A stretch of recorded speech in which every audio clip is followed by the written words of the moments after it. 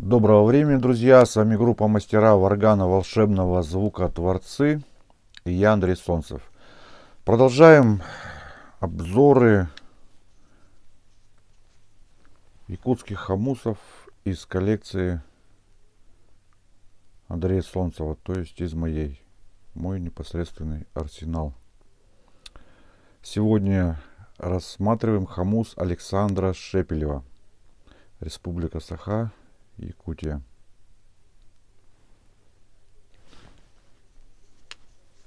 Сейчас мы его извлечем. Так, футляр рассмотрим отдельно поподробнее. Он сделан из березового капа. Такой прочный, с кожаной веревочкой. Добротно сделан, смотрится красиво.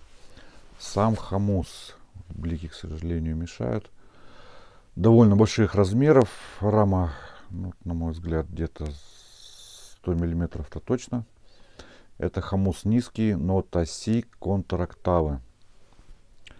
Так, с задней стороны клеймо мастера. Не знаю, видно, нет.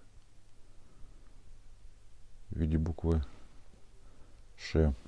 Похоже. Такая красивая буква Ш. Массивное кольцо. Ну, такая довольно мощная рама. Коленце язычка высокая довольно, но не сильно высокая, примерно где-то 2,2 миллиметра, может 2,3. Сейчас рассмотрим данный хомус на всех видах боя, как он звучит.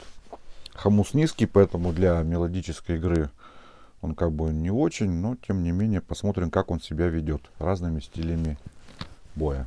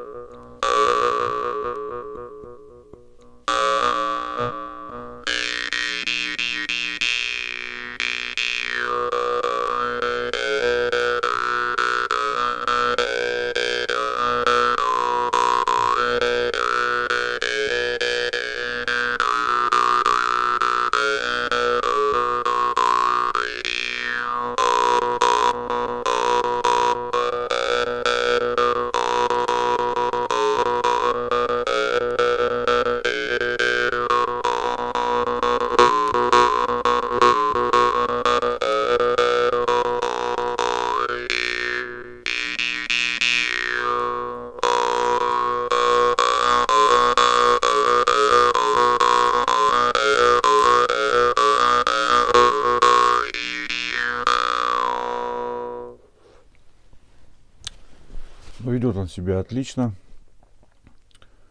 Также есть его маленькая разновидность.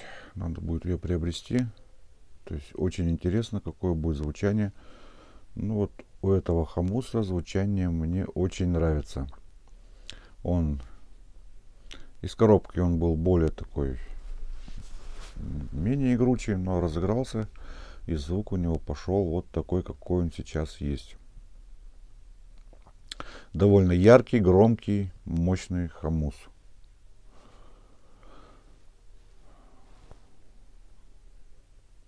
Так вот он выглядит. Это был хомус мастера Александра Шепелева, Республика Саха-Якутия. С вами была группа мастера варгана волшебного звука Творцы. И я, Андрей Солнцев. Всем пока, до связи.